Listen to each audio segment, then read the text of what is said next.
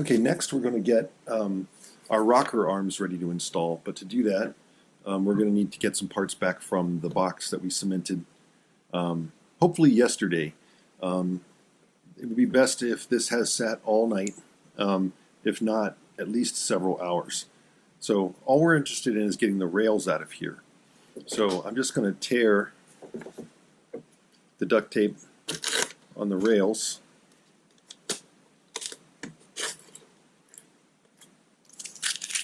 Because I want to leave the rest of the box taped up for security in case our cement's still setting. We just want to give it as long as we can.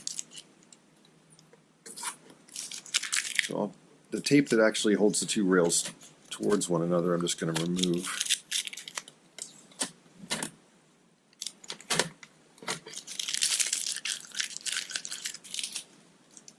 And then just lift the rails out of the box. Start at the rear, back of the machine, raise those, and then everything will just come away. Now in this case, the sliding lid has gotten stuck to some duct tape or some masking tape at the front of the machine. So I'll just take all the rails out and then just pull that off the tape, no big deal. We have a couple things we want to do to this box still. Mainly just leave it taped.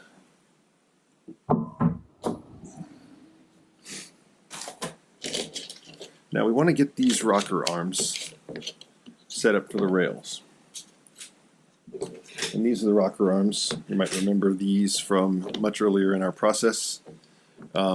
These are going to pivot on these round spindles that we attach to the rails. But the trick is they don't quite fit right now, and that is because these spindles have been cut just a little bit larger. These round spindles have been cut just a little bit larger rather than the hole in the rockers. And the reason for that is because laser cut parts have this funny thing oftentimes where if you look at these closely, the inside of the rocker arm pivot here kind of looks like a coin's edge with the ridges, and that doesn't really make for a nice smooth rotation around another laser cut part which also has ridges. It's almost like gears that can snag. So what we're going to be doing is we're actually going to sand the inside of these openings just a little bit until they fit and they pivot smoothly, and then that way we'll know that the machine will function the way we want. So to get ready, I'm going to take the hardware off of the rails. Just get away.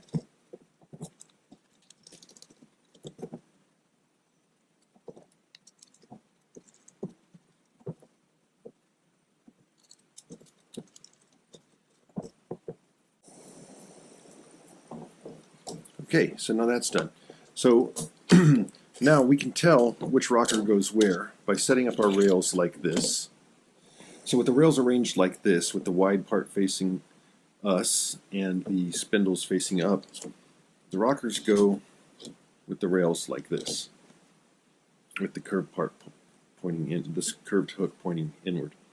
So we know that this rocker is eventually going to live on top of that spindle and this rocker on that spindle.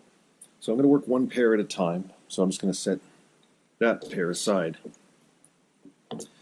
So what I want to do here is I've got some water in a cup, and that's going to be used to make this a wet sanding process because I don't want a bunch of plastic dust flying around my room here.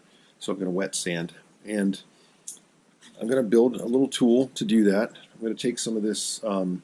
This is actually the grip tape that we use on the top of the crow box to make it so that it isn't slippery. It makes a decent sandpaper in a pinch, and it's already adhesive on the back, so I'm going to use that.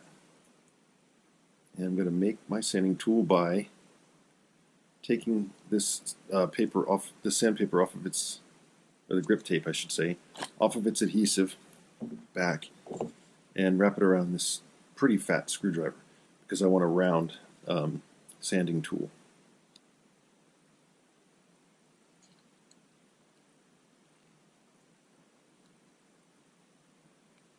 Show why. It's because sanding the inside of something round is kind of a pain in the butt. So what I do is I just insert my sanding tool and do this number in a circle. The way that I would like to do this is holding this reinforced part of the rocker like this, and then just going through the hole. And what I'm going to do is I'm going to go, I don't know, maybe a dozen orbits inside, and then flip the rocker over and do another dozen. But first I'm going to get it wet in my water here, and that way, as I sand away the material, I'm creating more of a paste than an airborne dust, just to keep that plastic from flying everywhere. So here I go.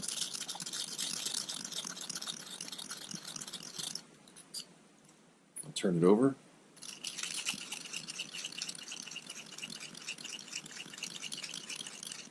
Do a bunch on that side.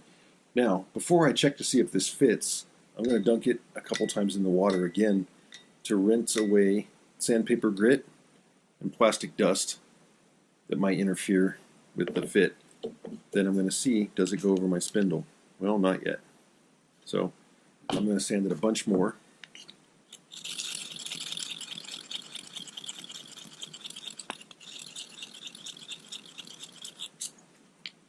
Flip it over.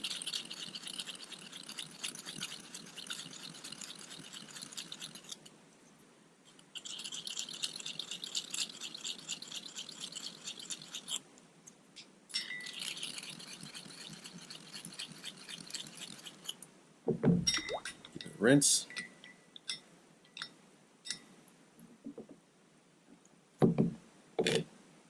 Tap it on a paper towel here. Let's try to fit. There. Alright, so I'm pretty happy with that already. It fits nicely. It pivots freely is my most important thing. So there's not a lot of wobbling, which means I didn't sand it too much. And it pivots really smoothly. So once you have that, then you have finished that side. And I fetch the other rail and rocker. Go to town on that the same way.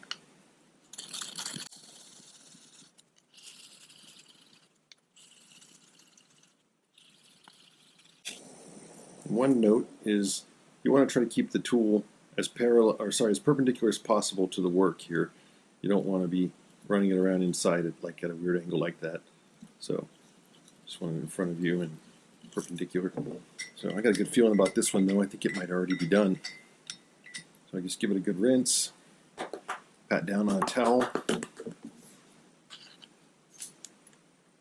Okay, so this one does fit, but it doesn't rock nicely yet, so I'm not done.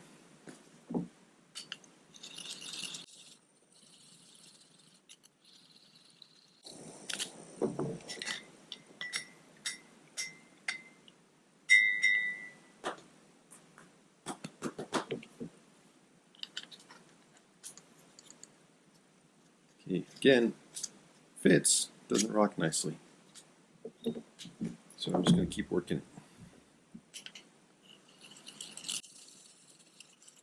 And depending on how long you have to carry on sanding, and that will largely depend on how the laser cutting went for you when you made this part or when you had this part made for you. You may find, and I'm starting to find, that the grip tape gets pretty tired pretty quickly. It doesn't have as nice an adhesive as most commercial sandpaper does, and it doesn't really particularly love being wet. So I'm pretty close here. This one fits, but you can feel a couple places where it sticks when it's rotating. So I think I'm just going to ride it out with this kind of tired bit of sandpaper because I'm very close to being done here. But if you find that you're having to do a lot of sanding and you're looking at this or feeling this grip tape that we're using as sandpaper is starting to get less rough, then you'll have to unwrap your screwdriver or your pencil or whatever you put that around and wrap some fresh and keep going.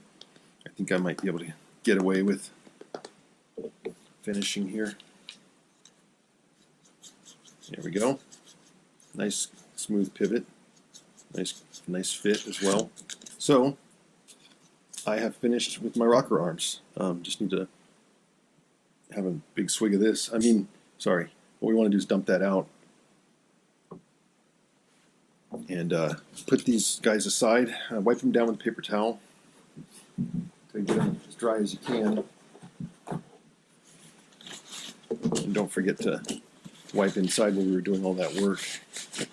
We're going to want to do some taping to these later, but not until we're sure that they're nice and dry. So I've got something for us to do in the meantime.